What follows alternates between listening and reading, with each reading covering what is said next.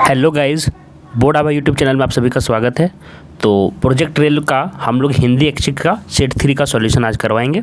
ठीक है, ये सेट 3 है आपका और देखते हैं कि किस तरह के क्वेश्चंस आए हुए हैं। चलिए सॉल्यूशन करवाते हैं। सबसे पहले खंड का में अपठित बोध आया हुआ है और यहाँ पे आपका पैसेज दिया हुआ है। यदि मनुष्य और पशु के बीच कोई अंतर है तो केवल इतना है कि मनुष्य के भीतर क्या है, विवेक है और पशु विवेकहीन है। पहला प्रश्न इसी से बन गया, विवेकहीन प्राणी कौन है? तो विवेकहीन प्राणी कौन है? आपका पशु। खा ऑप्शन बिल्कुल सही हो जाएगा। तो क्वेश्चन आप लोग पहले पढ़ लें, फिर सेकंड क्वेश्चन हम पढ़ लें कि मानवता को बोध कराने वाले गुण की जननी कौन है और अर्थ और इति का अर्थ क्या होता है। आप देखिए इसी से मिल जाएगा, है ना, कि मानवता को बोध कराने वाले गुण की जननी कौन है, देखिए मिल जाएगा। इसी विवेक के कारण मनुष्य को यह बोध रहता है कि क्या अच्छा है और क्या बुरा, क्योंकि इनके पास विवेक है। इसी विवेक के कारण मनुष्य यह समझ पाता है कि केवल खाने पीने और सोने में ही जीवन का अर्थ और इति नहीं है। अर्थ मतलब शुरू हो गया और इति मतलब अंत हो गया। तो इसका भी आंसर हो गया थर्ड का। देखिए कितना अच्छा हम आंसर आपको बता दे रहे हैं, आरंभ और अंत। पहले आरंभ होगा तब ना अंत होगा, तो यहाँ पे यही कहना चाह रहा है। तो थर्ड का भी हमको आंसर मिल गया, फर्स्ट का भी मिल गया। अब देखिए कितना अच्छा से पैसेज सॉल्व करना है वो मैं बता रहा हूँ। केवल अपना पेट भरने से ही जगत के सभी कार्य संपन्न नहीं हो पाते, है ना। यदि मनुष्य का जन्म मिला है तो केवल इतनी चीज़ का हिसाब रखने के लिए नहीं मिला है कि इस जगत में उसे क्या दिया है ना, और ना ही यह सोचने के लिए कि यदि इस जगत ने उसे कुछ नहीं दिया है तो वह संसार के भले के लिए क्या करे।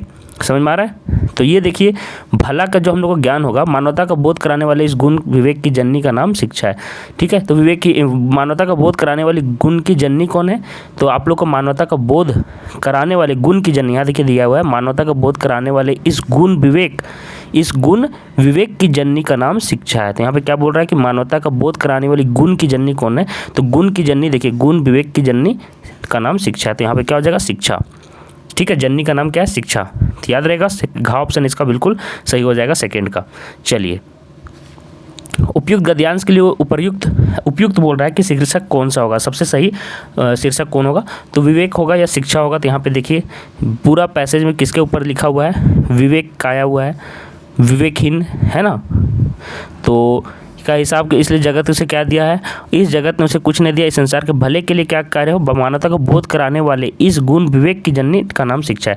तो शिक्षा को ही यहाँ पे बताया जा रहा है ना। तो शिक्षा यहाँ पे आपका हो जाएगा उपयुक्त आपका गद्यांश का शीर्षक। क्यों हो जाएगा मैंने बता दिया, विवेक के बारे में बताया गया। और विवेक हमारा कैसे आएगा? तो शिक्षा के द्वारा आएगा। तो लास्ट में शिक्षा को ही उन्होंने ऐड किया है, देखिए, है ना। विवेक की जननी का नाम शिक्षा, तो शिक्षा का ही आगे स्टार्ट होगा। ठीक है, देखो स्टूडेंट्स, ऐसे शीर्षक चुनने में आपको कंफ्यूजन हो सकता है, तो कंफ्यूजन को कैसे दूर करेंगे हम? जहाँ पे बार बार रिपीट हुआ है विवेक को, है ना, और शिक्षा लास्ट में उससे मतलब कि कनेक्ट किया है, तो हम लोग क्या लिख सकते थे? एक और इसका मतलब कि अगर ऑब्जेक्टिव ना होकर सब्जेक्टिव पेपर रहता तो हम लोग क्या लिखते? शिक्षा विवेक की जननी, विवेक की जननी, ये हमारा होता आपका शीर्षक। सबसे अच्छा शीर्षक यही होगा, शिक्षा विवेक की जननी। लेकिन यहाँ पे शिक्षा विवेक को अलग अलग दिया हुआ है, तो शिक्षा को हम प्रायोरिटी देंगे, शिक्षा यहाँ पे हम दे देंगे। ठीक है, चलिए नेक्स्ट क्वेश्चन चलते हैं। अब यहाँ पे काव्यांश आ गया है, ध्यानपूर्वक पढ़ना है और 5 से लेकर 8 तक आपको सही विकल्प का चुनना है।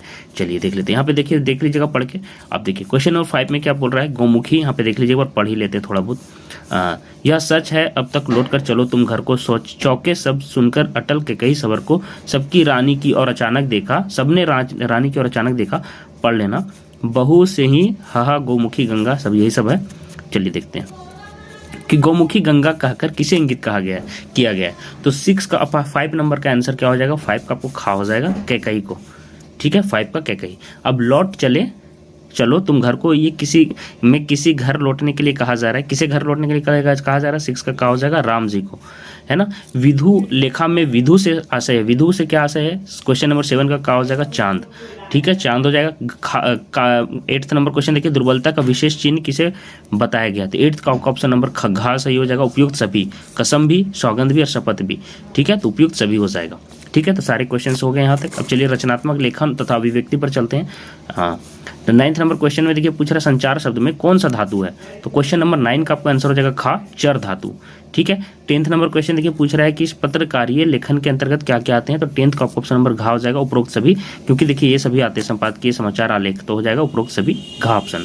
चलिए नेक्स्ट देखिए 11th नंबर में क्या पूछ रहा है, किसी समाचार पत्र या संगठन के नियमित वेतनभोगी पत्रकार कौन से पत्रकार कहलाते हैं? तो क्या हो जाएगा? 11th का आपका ऑप्शन नंबर हो जाएगा का, पूर्णकालिक पत्रकार। ठीक है, चलो नेक्स्ट क्वेश्चन चलते हैं।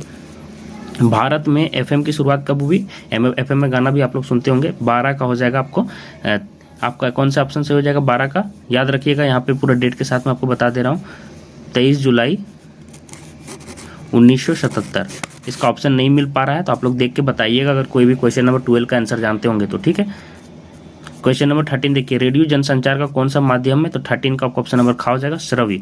इसमें हम लोग सुन सकते हैं ना, और टेलीविजन क्या हो जाता है, दोनों, याद रखिएगा टेलीविजन दोनों होता है, क्योंकि वहाँ पे सुन भी सकते हैं और देख भी सकते हैं, लेकिन यहाँ पे रेडियो बोल रहा है तो श्रव्य होगा। टेलीविजन के आविष्कारक का नाम सभी को पता है, जेएल बेयर्ड है, खा ऑप्शन सही हो जाएगा 14 का, बहुत ही आसान क्वेश्चन है। आज़ादी पूर्व प्रकाशित होने वाली पत्रिका कौन है, 15 नंबर में देखिए पूछ रहा है आज़ादी पूर्व प्रकाशित होने वाली पत्रिका, तो 15 का आपका ऑप्शन नंबर गा हो जाएगा, प्रजा हितैषी, है ना, याद रखिएगा ये हुआ, बाकी सभी आज़ादी के बाद का है। भारत में प्रकाशित होने वाला पहला अखबार किस भाषा में छपा था, तो 16 का आपका हो जाएगा घा, अंग्रेजी में छपा था पहला अखबार, ठीक है, 16 का घा ऑप्शन हो जाएगा, ठीक है। कुछ अगर गलत क्वेश्चन का आंसर होंगे तो आप लोग नीचे कमेंट कीजिएगा, हम पिन कर देंगे, ठीक है, जितना हो मेरे से हो पाया हम कर दे रहे हैं आपको, ठीक है। 17 में देखिए पूछ रहा है कविता में लय एवं ताल का क्या उपयोग है, क्या योगदान है, तो 17 का आपका ऑप्शन नंबर घा हो जाएगा, उपरोक्त सभी, कहता भी लाता है, आनंदयी होता है और संगीतबद्धता आती है, तो तय लय और ताल का क्या उपयोग मतलब योगदान है, उपरोक्त सभी। नाटक कैसा काव्य, तो देखिए नाटक में क्या होता है कि दृश्य भी चलता है और साथ में श्रव्य भी होता है, तो क्या हो जाएगा दृश्य श्रव्य काव्य, मतलब कि 18 का आपका ऑप्शन नंबर गा ऑप्शन सही हो जाएगा। देखिए अब यहाँ से पाठ्य पुस्तक सही हो गया, आप लोग पढ़ लीजिएगा काव्यांश को, यह मधु है स्वयं काल की मौना का युग संभव, पढ़ के देख लेना। उपरोक्त पंक्तियों के कवि का नाम क्या है पूछ रहा है, प्रश्न नंबर 19 का आपका हो जाएगा अज्ञेय, क्या हो जाएगा अज्ञेय। दीप किसका प्रतीक है, क्वेश्चन नंबर 20 का खा हो जाएगा व्यक्ति का, याद रखिए व्यक्ति का, ठीक है। कुछ मिस्टेक्स होंगे तो आप लोग जरूर कमेंट कीजिएगा ताकि बाकी का बेहतर हो, कमेंट पिन कर दूंगा ताकि बाकी कोई सुधार ले। समाज के साथ अतरंग संबंध स्थापित होने पर मनुष्य क्या हो जाएगा, 21 का हो जाएगा शक्ति संपन्न बनेगा, क्या होगा शक्ति संपन्न। जीवन कामधेनु में कौन सा अलंकार है, तो प्रश्न नंबर 22 का आपका हो जाएगा घा, रूपक, कौन सा अलंकार है, रूपक। 23 नंबर क्वेश्चन देखिए, बनारस शीर्षक कविता में दशाश्वमेध घाट पर पड़े अंतिम पत्थर की स्थिति है, कैसा हो जाएगा, तो 23 का हो जाएगा आपका ऑप्शन नंबर घा, मुलायम हो गया है, क्या हो जाएगा मुलायम हो गया। स्कंदगुप्त कौन था, स्कंदगुप्त कौन था, क्वेश्चन नंबर 24 का हो जाएगा गुप्त वंश का सम्राट, ठीक है। 25 नंबर क्वेश्चन देखिए पूछ रहा है विद्यापति की पदावली किस भाषा में रचित है, तो 25 का हो जाएगा गा, है ना, मैथिली। 12 मासा किस प्रबंध काव्य का अंश है, तो 26 का क्वेश्चन आंसर हो जाएगा पद्मावत, घा ऑप्शन सही हो जाएगा।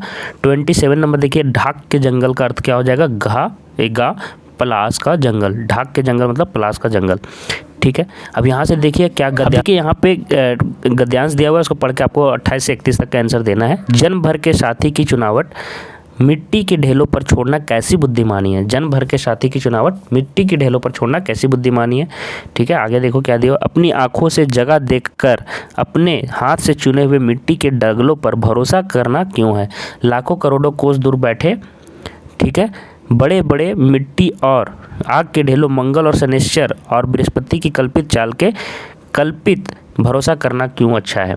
उपरोक्त गद्यांश किस पाठ से लिया गया है, तो 28 का आपका ऑप्शन नंबर क्या हो जाएगा, खा लिया गया है, ढेले चुन लो, ठीक है, ढेले चुन लो, 28 का खा, ठीक है। आगे देखो, ढेले चुन लो शीर्षक पाठ के लेखक कौन है, तो पाठ और लेखक के नाम सभी के याद रखें आप लोग, और चंद्रधर शर्मा गुलेरी।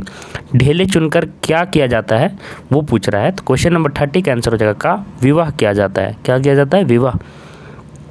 ढेले चुनना है क्या है, क्वेश्चन नंबर 31 का आपका आंसर हो जाएगा खा, क्या हो जाएगा परंपरा, क्या हो जाएगा परंपरा, 31 का खा। 32 का देखिए, संवेदिया किसकी रचना है, तो 32 का आंसर हो जाएगा, 32 का आपका हो जाएगा का, फणीश्वर नाथ रेणुका।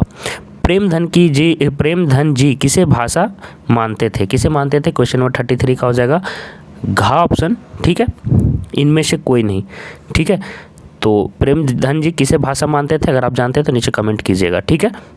तो आंसर हो जाएगा प्रेमधन का वज्र भाषा का, ठीक है, फिर भी वही आंसर होगा। आप देखिए आंसर होगा संवेदिया का क्या अर्थ होता है, क्या कार्य होता है, संवेदिया का क्या कार्य होता है, तो 34 का आंसर हो जाएगा खा, लोगों के संदेश को ले जाना संवेदिया का कार्य होता है।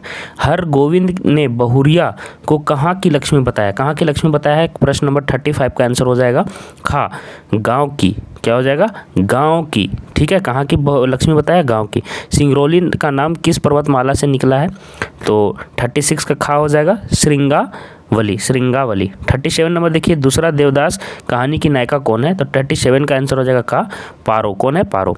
कुतज के रचनाकार कौन है? 38 का आंसर क्या हो जाएगा? का, हजारी प्रसाद द्विवेदी। हजारी प्रसाद द्विवेदी। 39 का देखिए, मधुआ सूरदास का कौन था? तो सूरदास मधुआ सूरदास का क्या था? पुत्र था। क्या था? पुत्र। विश्वनाथ त्रिपाठी के द्वारा रचित क्या है इसमें से? तो क्या आ जाएगा क्वेश्चन नंबर 30 का गा, बिस्कोहर की माटी। तो इस तरह देखिए मैंने 40 क्वेश्चंस का आपको आंसर करवा दिया है और नीचे कमेंट कर दीजिएगा, कमेंट जिसको भी जो भी आंसर अगर गलत लग रहा है, बाकी जो भी मेरे हिसाब से हुआ मैंने आपको कर दिया है। और आशा करते हैं कि आपको चैनल पसंद आ रहा है, तो चैनल के सारे कंटेंट आप लोग देख ले और चैनल सब्सक्राइब कर लीजिएगा, ठीक है। और टेलीग्राम ग्रुप से जुड़ जाइएगा। टेलीग्राम ग्रुप में सभी वीडियो में बता चुका हूँ कैसे ज्वाइन करना है। रोजगार बोर्ड आभा करके नाम है, ठीक है। आप लोग जुड़ जाइए टेलीग्राम में, ठीक है। बोर्ड आभा चैनल का नाम से ही है, ठीक है।